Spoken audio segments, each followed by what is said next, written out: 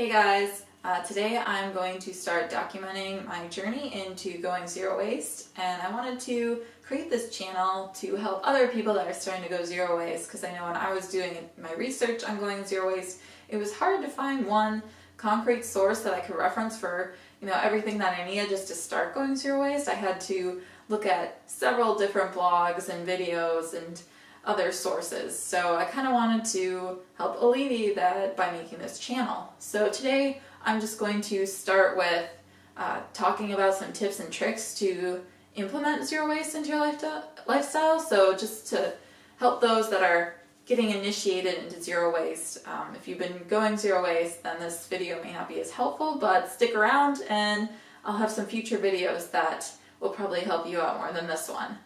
So first off, if you're going to go zero waste, I recommend doing a ton of research. So take a week, 2 weeks, maybe even a month if you need it, just doing your research about zero waste and how you can implement it into your life and what changes you're going to need to do it and how practical it is for your lifestyle.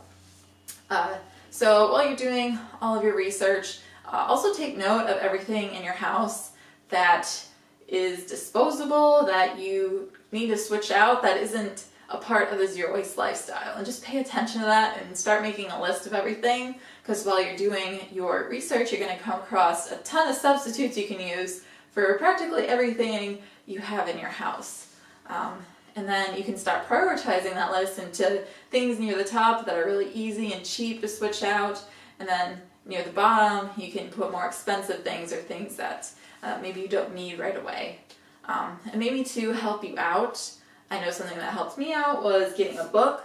So I got this book called The Zero Waste Home by B. Johnson, and this was just for me to kind of have everything that I needed right here in one source that I could reference instead of going on the internet and trying to look it up on, I don't know, 5 different blogs. So I really found having a book helpful, and I will have a review on this later, so stay tuned for that. So once you have your list, you're going to prioritize it, and things that can go on the top are things like recycling or maybe having a compost bin.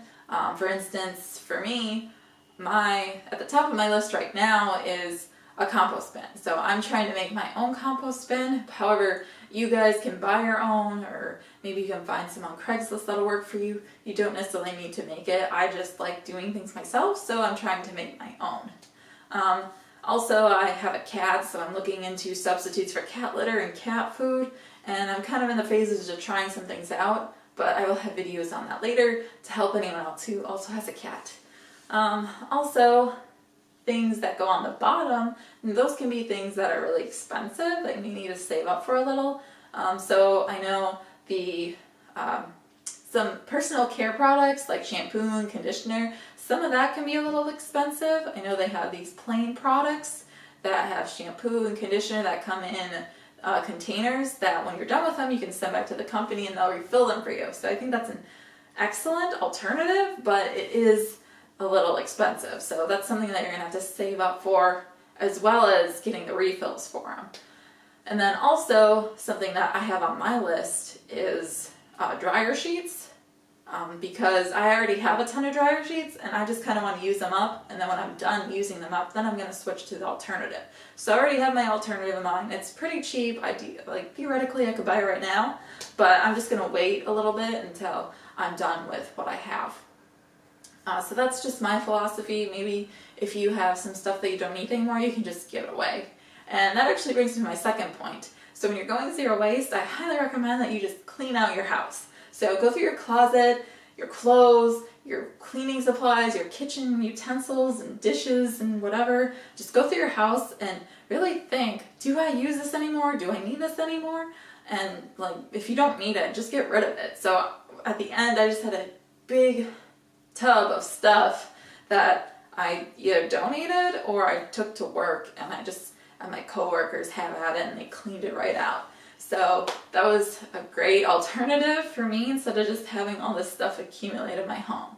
So I highly recommend doing that.